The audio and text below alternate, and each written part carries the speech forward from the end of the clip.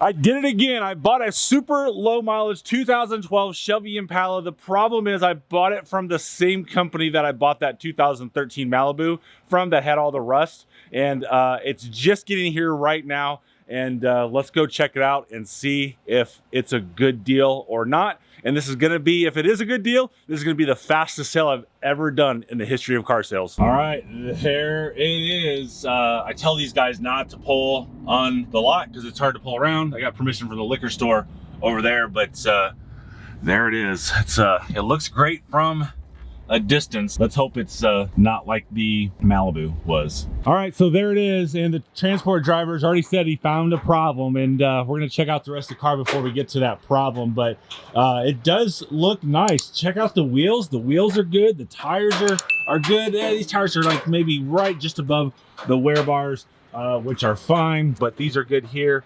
Probably rotate those up to there for the customer who's buying this car. And but it all looks good right here, and we'll walk around. So I knew there was like a little itty bitty nick like right here. Not a big deal, very simple. What's this down here? Just some dirt. That's good. Dirt is okay. I love the wheels on this Impala. So yep, all that's good. All that's good up there. But let's check out this problem. The life of a transport driver. The door doesn't open enough, so he has to crawl in through the back here and go up like that.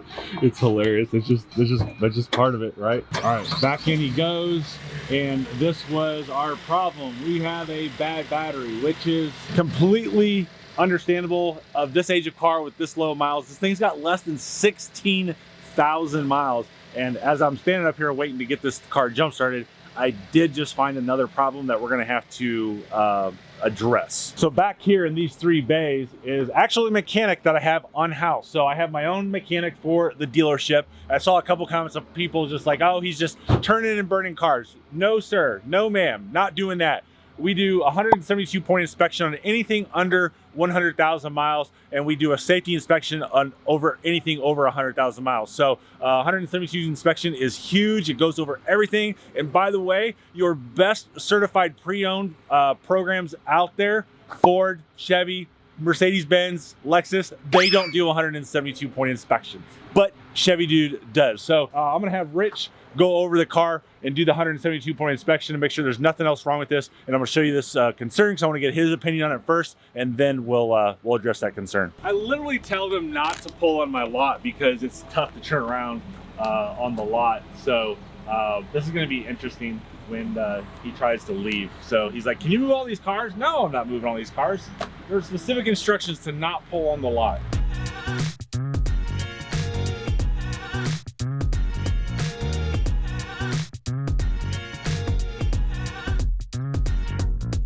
All right, there you go. It's off the truck. I'm excited to get this thing done. I don't know if he was a new driver or what, because he needed my help to guide off of that. It's like I load my Corvette by myself on my little itty bitty trailer, not to mention that big trailer with an Impala. So Rich should almost be here, so we'll get this car inspected and make sure it's a good buy still. All right, so the great news is the problems that I found are the only issues on this car. We just got done doing the 172-point inspection and no other issues. So here is what I think is a major problem that I've got to fix for the customer before they get here. Looking at the tires, yeah, there's some dry rot on these tires, which is kind of expected out of what is seemingly a 10-year-old car with only 20,000 miles. So we're gonna run and put some brand new tires on these bad boys, because as I think I've mentioned already, this is sold. It's sold to a previous customer, and the really cool thing about this is this previous customer has actually had a video done for him on this YouTube channel. I'll link it at the end of the video.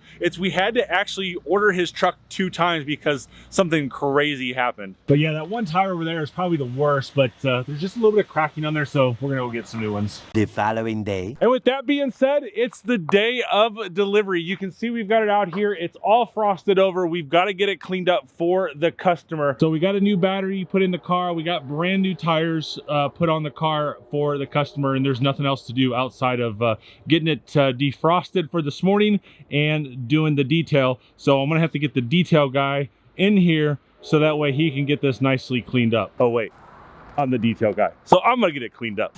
All right, we gotta love remote start. So while that warms up and gets defrosted, I wanted to share with you two terminologies that I've lived and die by in the car business. First and foremost, there's two types of transactional process terminology in the car business: a sold unit and a delivered unit. And nothing happens until the customer physically signs the paperwork and they pay for the car, if it's through a check, cash, financing, wire transfer, whatever.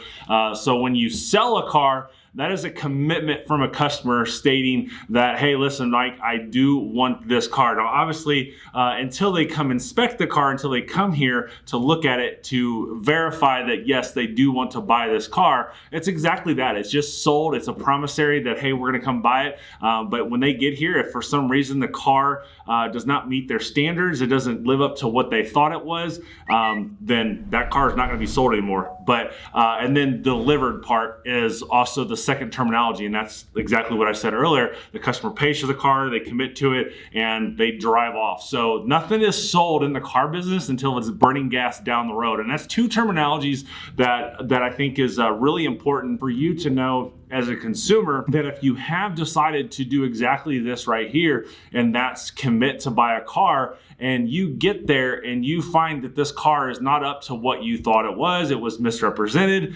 then don't buy it. My brother-in-law and sister-in-law just did this. They're looking for a specific used vehicle. They're getting a little antsy on me, and they went up to Michigan to look at a car, and this car was $3,000 to $5,000 cheaper than the market. And I just told them, beware. They've had this car for a long time, and they did exactly that. They committed to buying it. They get up there, and it turns out it wasn't represented correctly. There were scratches, there were scuff marks, there was bad tires on it, all this stuff. So they did the exact right thing.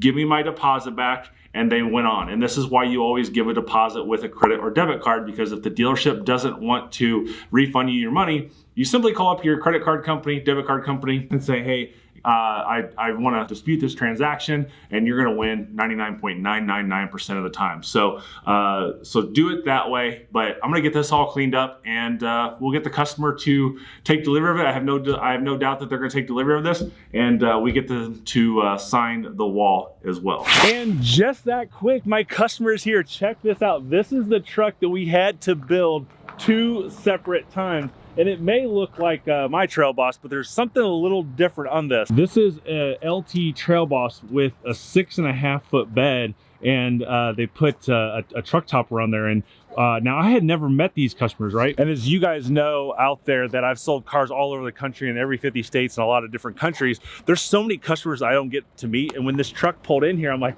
man, it's a nice truck, and I wonder what it's doing here, because, you know, blah, blah, blah. And then they park right next to my truck, and I'm like, what the hell's going on? And I'm like, oh crap, I know what truck that is. I know who that is. So they are excited. We've got the deal already done. They're taking their brand new Impala back to Fort Wayne, Indiana. You get to sign the wall after you buy a car here.